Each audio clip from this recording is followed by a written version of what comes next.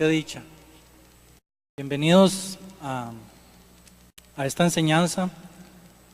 Para los que no estuvieron, les recuerdo que estas 2 semanas, la semana pasada y el día de hoy, estamos empezando a estudiar el libro de los Hechos. Me corresponde a mí dar una introducción a este importante libro. Las primeras, varones, acá la presentación, por favor. Vamos a ver en las primeras diapositivas un breve repaso de lo que vimos el domingo anterior, en donde hablamos de cómo está constituido el libro de los Hechos, qué representaba el libro de los Hechos. Era un puente de enlace entre lo que eran los evangelios y lo que son las epístolas. Sin el libro de los Hechos quedaríamos con muchas cosas a oscuras, porque no entenderíamos todas las cosas que se explican en las epístolas. El libro de los Hechos nos ayuda a entender cómo nace la iglesia. Y es donde hoy quiero enfocarme, el nacimiento de la iglesia. Podemos ver que el libro de los Hechos se distribuye en 2 grandes épocas. La primera época es cuando se forma la iglesia, estando en Jerusalén, con cristianos provenientes del judaísmo, con los apóstoles, donde ellos continúan ligados al templo. Nosotros podemos leer que ellos iban a orar todavía al templo. Continúan con sus prácticas judías. En esa primera etapa, ahí sobresale la figura de Pedro, aquel apóstol tímido que cuando fue cuestionado de que si era seguidor de Jesús, lo negó a su maestro 3 veces. Aquí vemos a Pedro lleno del poder del Espíritu Santo, predicando delante de la multitud y cumpliendo la palabra. Hay una segunda fase en Hechos, en la siguiente diapositiva, en donde hablamos, donde podemos ver la época de las iglesias fuera de Israel, donde ellas son formadas en su mayoría por gentiles o paganos que se convirtieron al cristianismo, y ellos ya no sentían la obligación de practicar las normas judías, primero porque nunca las conocieron, pero se acercan al mensaje de salvación, y ahí sobresale la figura de Pablo. Anteriormente Pablo perseguía a la iglesia, tiene un encuentro con el Señor, se convierte, y ahora es él la figura que el abanderado en alguna parte del libro de los Hechos que lleva y predica el evangelio. Entre estas 2 fases del libro de los Hechos podemos ver una tercera que es muy general, que habla acerca de la transición que pasa entre los judíos, los nuevos cristianos, eran judíos que están en Jerusalén, y la parte en donde Pablo empieza a predicar. Ahí podemos ver en donde se habla sobre la escogencia de los 7 diáconos, en Hechos 6, 1 al 3, del 1 al capítulo 8, versículo 3, donde se nos habla sobre Esteban, cuando Esteban estaba predicando y él fue apedreado y fue el primer mártir de la iglesia. Hablamos sobre la misión en Samaria a partir del versículo 4 al 40 en el capítulo 8. Vemos la conversión de Pablo en el capítulo 9 del 1 al 30. También vemos la misión de Pedro en Judea, que culmina con la conversión de Cornelio. Aquella visión que tiene Pedro de un lienzo, dice que él vio un lienzo bajando del cielo lleno de animales, de toda clase de reptiles y aves, y que el Señor le dice, mata y come. Y Pedro, fiel judío a sus creencias, le dice, Señor, ¿cómo voy a hacer yo eso? Nunca me he contaminado con un animal inmundo. Y el Señor le dice, no llames inmundo a lo que yo he santificado, dando a entender que el evangelio no era solo para los judíos, era para el mundo entero.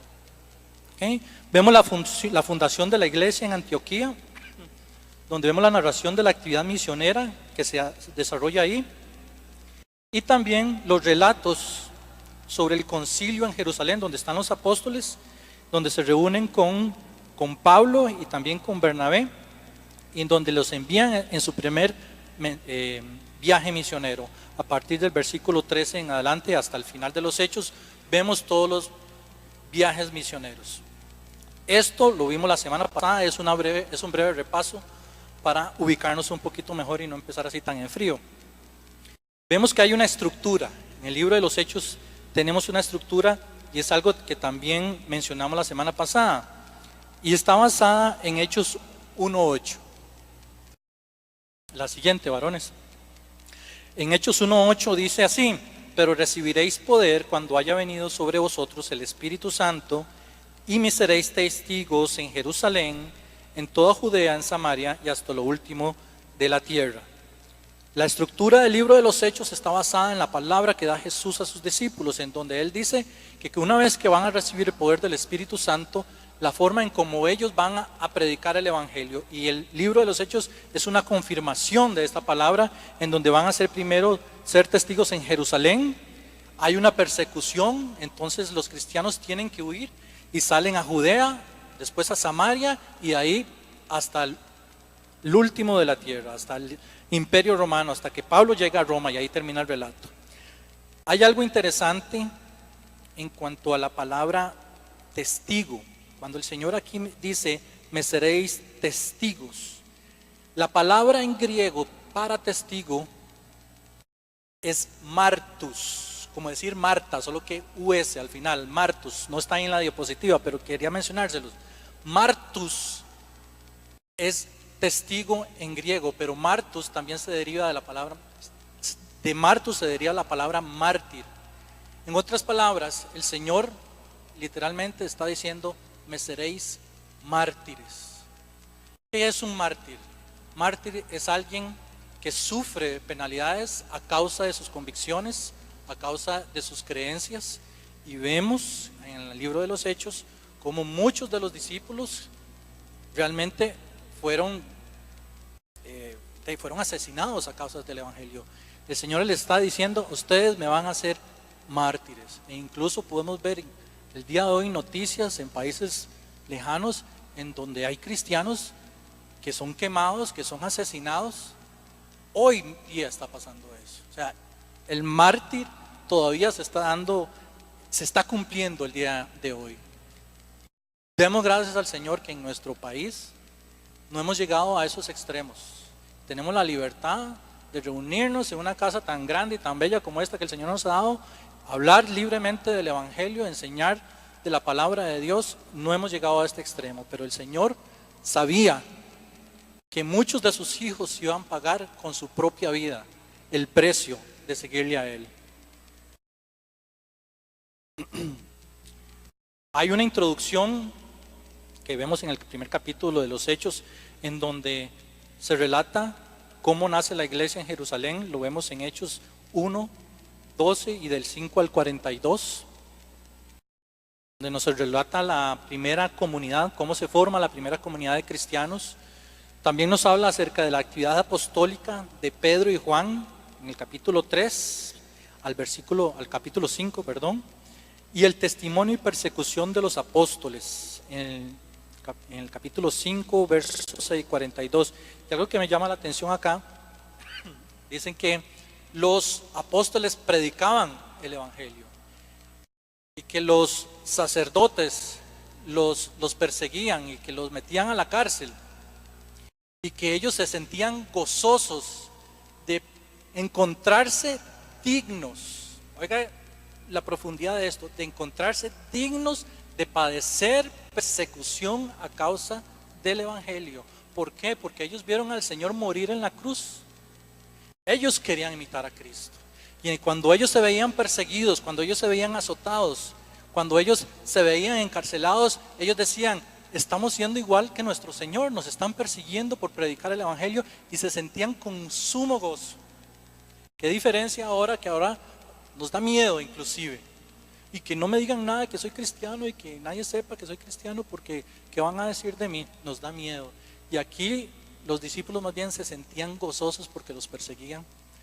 ¿Qué diferencia, qué contraste de carácter de un cristiano? Eso nos anima a ser todavía más valientes, ¿verdad? La siguiente etapa en la estructura del libro de los Hechos es la iglesia que se forma fuera de Jerusalén hasta llegar a Antioquía, donde vemos el relato del grupo de los helenistas. Helenista se refiere, la parte helénico se refiere a la cultura griega. Y en Hechos 6 vemos y se mencionan que los griegos comentaban con los judíos. Se refieren que habían judíos que vivían en Grecia que hablaban griego y a ellos se les llama el grupo de los helenistas. También vemos la evangelización de Samaria. Vemos cuando Pedro confirma la misión a los paganos o a los gentiles. También vemos la evangelización de Antioquía en la segunda parte. Y en la tercera parte vemos cuando a partir de Antioquía surge con Pablo, en la figura de Pablo, el mensaje de salvación hasta Roma. Vemos la evangelización de Chipre y Asia Menor, la evangelización de Grecia y el camino hacia Roma. Hechos cierra en el capítulo 28 cuando Pablo está encarcelado en Roma y ahí llega el evangelio a la cabeza del imperio romano. Tenemos que darnos cuenta que hay una estructura definida dentro del libro de los Hechos donde nos cuenta en primer lugar que el Señor todavía está con los discípulos y Él se mantiene después de su resurrección un periodo de tiempo aquí en la tierra. No sé si alguien sabe cuántos días estuvo Jesús aquí en la tierra después de que resucitó. 40, correcto. Estamos hablando del libro de los Hechos y ahí en el libro de los Hechos lo mencionan. En el capítulo 3, el versículo 3 del capítulo 1 dice así: a quienes también después de haber padecido presentó vivo con muchas pruebas indubitables, apareciéndoseles durante 40 días y hablándoles acerca del reino de Dios. Durante 40 días Jesús, después de haber resucitado, estuvo apareciéndoseles a sus discípulos. Y 40 es un número bastante común dentro de la Biblia. 40 fueron los días que Moisés estuvo en el monte Sinaí viendo las leyes de Dios. 40 días ayunó Jesús antes de empezar su ministerio. 40 días estuvo Jesús después de que resucitó hablando a sus discípulos. El número 40 es la que representa un cambio, que viene un cambio fuerte. Y aquí definitivamente el cambio que iba a haber, no solo en la iglesia, en la historia de la humanidad, iba a ser muy fuerte. Jesús durante 40 días estuvo preparando a sus discípulos, hablándoles acerca del reino de Dios. Vemos que en el relato de Hechos, ahí siempre en el capítulo 1, en donde Lucas menciona dos cosas que Jesús les dice. La primera de ellas es, les manda que no se fueran de Jerusalén, sino que esperasen la promesa del Padre, porque serían bautizados con el Espíritu Santo. Eso lo vemos en los versículos 4 y 5. Les dijo, quédense aquí, no se me vayan, esperen la promesa del Espíritu Santo. La segunda cosa que Jesús les dice, les responde una pregunta acerca de cuándo iba a ser restaurado el reino de Israel. Los apóstoles pues estaban muy ansiosos, vieron que Jesús ya resucitó y ellos creían que ya iba a ser restaurado el reino de Jerusalén, el reino de Israel. Y el Señor les dice, tranquilos porque a ustedes todavía no les corresponde saber lo que el Padre en su sola potestad sabe y ha determinado. Usted todavía no les corresponde eso. Necesitan ocuparse en otras cosas más importantes. Y en eso es cuando el Señor les dice, y seréis bautizados con el Espíritu Santo y recibiréis poder con este bautismo. Durante estos 40 días que el Señor está con sus discípulos, la Biblia menciona en 10 ocasiones. También esto nos ayuda cuando alguien se nos acerca y nos pregunta, pero ¿cómo dicen ustedes los cristianos que Jesús resucitó? ¿Dónde dice la Biblia? Y les quería mostrar las 10 ocasiones en que Jesús, una vez que resucita, se presenta ante sus discípulos. Vamos a ver, la primera de ellas es a María Magdalena en Marcos 16, versículos 9 y 11. En Mateo 28 se le presenta a las mujeres, así dice el relato. Se le presenta a Pedro en Lucas 24:34. Ahí ya van 3 ocasiones en que el Señor se les presenta vivo. En la cuarta vez a los 2 discípulos en el camino a Emaús en Lucas 24. A los discípulos con Tomás ausente en Juan 20, 19, 25. Una vez más a los discípulos, pero esta vez con Tomás presente, en donde Tomás les dijo: yo quiero ver las heridas, si yo no meto mi mano en su llaga no voy a creer. El Señor se presenta: bueno, venga, toque y compruebe que yo estoy vivo. Y Tomás diciendo: Dios mío y Señor mío, reconociendo que de verdad Jesús era el Cristo, es el Señor. La siguiente vez se le presenta a 7 discípulos al mar de Galilea en Juan 21. Aquí nos relata cuando Jesús 3 veces le pregunta a Pedro: ¿me amas? ¿Me amas? ¿Me amas? Como tratando de reivindicar esas 3 veces que Pedro lo negó. Y Pedro diciendo: sí, Señor, tú sabes que te amo, tú lo sabes todo. De esa forma Pedro confirma que a pesar de sus él sigue amando al Señor, y Jesús le ha dado la oportunidad de reivindicarse y todavía lo hace aún más. Pedro llegó inclusive a entregar su vida por causa del Evangelio. En Colosenses, en 1 Corintios, 15:6, ahí dice 15:7, pero es 15:6, se relata que a más de 500 creyentes se le presentó Jesús. En el siguiente versículo dice que se le presenta a Jacobo. Y por último, en Hechos del capítulo 1, del verso 3 al 12, vemos el relato en donde el Señor está hablando con sus discípulos en el monte de los Olivos. 10 ocasiones en las cuales Jesús, una vez que resucitó, se presenta ante sus discípulos.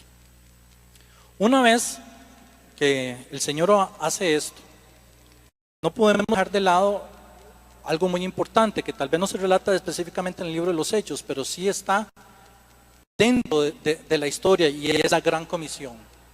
Una vez que el Señor resucita, dice que durante 40 días les estuvo preparando y hablándoles acerca del reino, y les da la gran comisión. En Mateo 28 leemos así, en versículo 19, Jesús les dice: por tanto, id y haced discípulos a todas las naciones, bautizándolos en el nombre del Padre, del Hijo y del Espíritu Santo, enseñándoles que guarden todas las cosas que os he mandado, y aquí yo estoy con vosotros todos los días hasta el fin del mundo.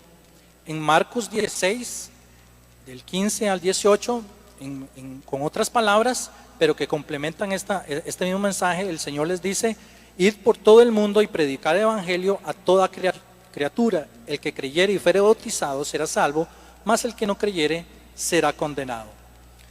Veamos así muy brevemente lo que significa esta comisión. Son 3 mandamientos. El Señor menciona 3 mandamientos, no sugerencias. El Señor habla en primer lugar de ir y hacer discípulos en todas las naciones. Esto no quiere decir que el mundo entero se va a convertir, sino que nosotros tenemos que ir y predicar el evangelio buscando hacer discípulos, eso sí, en todas las naciones, en todo pueblo, lengua, nación. La segunda ordenanza habla acerca de hay que bautizarlos en el nombre del Padre, del Hijo y del Espíritu Santo. Los que creemos en el Señor Jesús tenemos la responsabilidad de enseñar el bautismo como un mandamiento, porque de esa forma nosotros nos identificamos públicamente en quien hemos creído. Es un testimonio para las demás personas de que nosotros hemos muerto y que resucitamos. Ese es el acto simbólico que nosotros celebramos en el bautismo. Y el Señor Jesús fue ejemplo para nosotros cuando Él fue a buscar a Juan Bautista, y Él fue bautizado. Y aunque Juan no quería bautizarlo, pero diciendo: ¿cómo yo voy a bautizar al Hijo de Dios? Y el Señor, con un carácter humilde de siervo, porque Él sabía lo que venía, dice: es necesario que así se cumpla toda justicia, que así se cumpla la voluntad de mi Padre, que tú me bautices, que yo sea bautizado. La tercera ordenanza es reconocer que Dios es nuestro Padre, que Jesucristo y que el Espíritu Santo es quien habita en nosotros, nos da poder y Él que nos enseña, nos dirige a toda verdad. A través del bautismo nosotros reconocemos la Trinidad de Dios y cómo el Señor en su divina Trinidad funciona en nosotros. Padre, Hijo y Espíritu Santo. Un solo hombre, tres personas. Un gran misterio, pero así es nuestro Dios y nosotros lo aceptamos por fe. También la otra ordenanza importante que habla el Señor menciona que tenemos que enseñar a guardar todas las cosas que Él nos ha mandado. Esto quiere decir que la comisión, la gran comisión, va más allá de evangelizar. El Señor nos manda a hablar de su palabra, pero esta comisión va más allá de eso. Tenemos que enseñar a guardar todas las cosas que Él nos enseñó. ¿Y cómo podemos enseñar en un breve mensaje de salvación? Por supuesto, nosotros empezamos a compartir la palabra de Dios con un mensaje de salvación. Pero la comisión que el Señor nos manda va más allá de eso. Tenemos que ser discípulos. Y discípulo viene de la palabra disciplina. Tenemos que tener una disciplina de enseñar, de aprender, de estudiar la palabra. Hemos de enseñar a que guarden los mandamientos de Cristo tal como se encuentra en el Nuevo Testamento. La esencia del discipulado está en llegar a ser como el Maestro, y esto se basa en una enseñanza sistemática de y en sumisión de la palabra. Nada más quiero hablar acerca de, en este mensaje, la palabra de Dios menciona 4 todos. Cuando el Señor Jesús les dice, toda potestad me es dada, por tanto, id a todas las naciones, enseñándoles todas las cosas, todos los días. 4 todos que tenemos que tener en cuenta. Y lo principal de todo, Él nos dice, yo voy a estar con ustedes todos los días. El Señor nos encomienda una gran tarea, pero Él nos dice, ustedes no van a estar solos, yo voy a estar con ustedes todos los días. Nosotros tenemos que creer eso.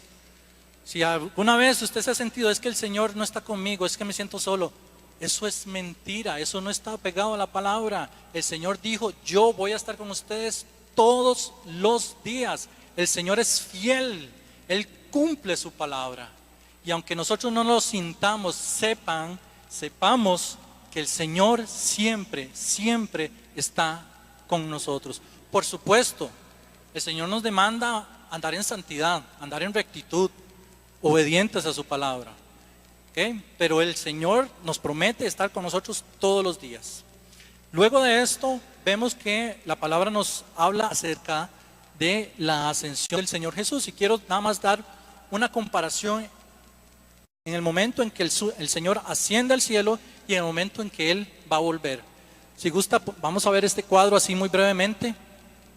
En Hechos 1, en el versículo 12, dice que el Señor Jesús ascendió desde el Monte de los Olivos. Ellos estaban en el Monte de los Olivos. Vemos en Zacarías 14:4 que Él volverá al Monte de los Olivos. Ascendió personalmente y Él volverá personalmente en Malaquías 3:1. Dice que ascendió de manera visible. Las personas que estaban ahí vieron cuando el Señor subió al cielo. Y Él también volverá de manera visible en Mateo 24:30. Fue recibido en una nube y vendrá sobre las nubes del cielo en Mateo 24:30. Y dice que ascendió glorioso, y de esa manera Él va a venir con poder y con gran gloria en Mateo 24:30. De la misma manera que Él subió, así va a volver. Y todavía mucho más poderoso y a establecer su reino. Y algo importante que no es tema de esta enseñanza es que cuando Él va a volver, la segunda venida se compone de 2 momentos. Uno de ellos es el arrebatamiento. Todos aquellos que hemos sido lavados con la sangre de Cristo, a la final de la trompeta, nos vamos con Él. Y luego de 7 años, vamos a volver con Jesús. El Señor va a volver y atrás vamos a venir nosotros. Entonces, en esa palabra, nosotros estamos ahí incluidos. A los que creen, digan amén, porque yo voy a estar ahí también. Para terminar, vamos a hablar sobre el Pentecostés judío. Hechos nos relata que en días de la festividad llamada Pentecostés fue cuando se derramó el Espíritu Santo. Ahora, ¿qué es Pentecostés? Pentecostés se deriva de la expresión griega que quiere decir 50 o 50. Era la fiesta judía de las semanas o de las primicias. Eso lo vemos en Éxodo 34, 22, Deuteronomio 16, 9, Números 28. También se llama la fiesta de la siega o día de las primicias, en donde los judíos entregaban lo primero de los frutos que ellos cosechaban. Y caía en el día número 50 después de la fiesta de la Pascua. Pentecostés en sus orígenes tenía un carácter agrícola, como ya lo vimos. Recogían las cosechas y las primicias las entregaban como ofrenda de agradecimiento. Pero ahora se transforma en algo espiritual. Ahora son las primicias de la iglesia. En Mateo 9, 37 y 38, Jesús dice: a la verdad la mies es mucha, rogad pues al Señor de la mies que envíe obreros a su mies. El Señor nos ve a nosotros como una gran cosecha. La mies significa campos que fueron sembrados y que están listos para la cosecha. En este momento se cumple cuando el Señor manda a su Espíritu Santo y empieza la primera cosecha de almas. Ese Pentecostés que antes el pueblo judío llegaba con todas sus cosechas y se las ofrecía al Señor, los primeros frutos, ahora se convierte en una cosecha de almas. Vemos cómo el modelo que tenía el Señor antes en el Antiguo Testamento era un reflejo de lo que se iba a cumplir ahora en el Nuevo Testamento. Aquí nace la iglesia, y quiero terminar mencionando esto. La iglesia en el Antiguo Testamento no se menciona. De hecho, Pablo en Efesios 3, versículos 5 y 6, si gustan lo buscan así rápidamente, lo menciona así, hablando acerca del misterio de la iglesia y el misterio de Cristo.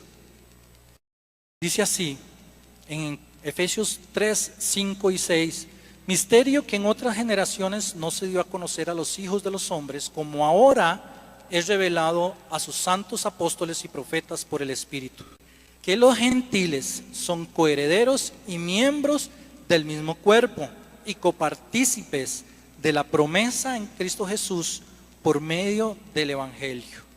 Había un misterio que estaba velado. No se habló nunca acerca de la iglesia en el Antiguo Testamento, pero ahora, una vez que viene el Espíritu Santo, se revela, se corre esa cortina. Los judíos no podían imaginar que aquello que ellos disfrutaban, esa relación directa con el Padre, eso iba a estar ahora abierto a todas las naciones.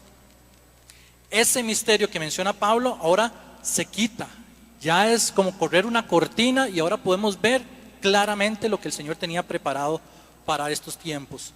Israel comenzó con Dios llamando a Abraham que saliese de Ur de los Caldeos, haciendo de su linaje una nación distinta de todas las demás y separada de ellos.